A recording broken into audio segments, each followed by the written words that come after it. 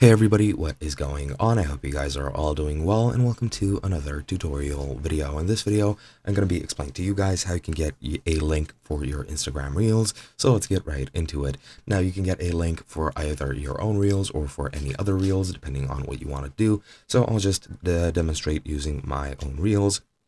You can do this, by the way, for any type of post, including stories that are that have sharing enabled. If they don't have it enabled, then you won't be able to get the link anyway. However, if sharing is enabled, you will be able to get it off of any other post. So for example, if I go into one of my reels like this one, what you need to do to get the link is to click on the share button at the bottom of the post, right above your name.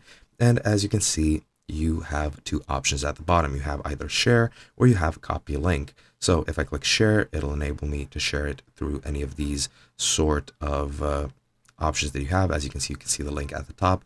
Just click the copy or the two-page icon like so, and you have copied the link.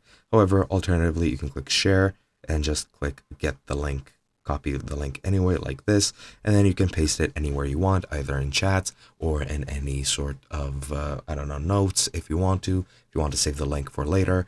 And yeah, that is pretty much it. That is the only way that you can get your link.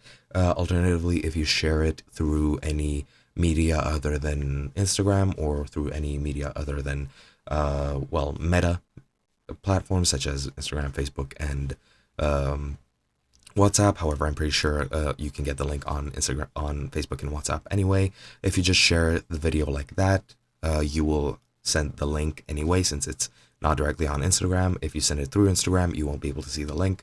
However, if you send it to any other, you can just copy the link from there and use it like that. However, that is a more difficult option. The easiest one is to just get the link through the built-in functionalities. And that is basically all there is to it. Hope you guys enjoyed, and I'll be seeing you guys in another video.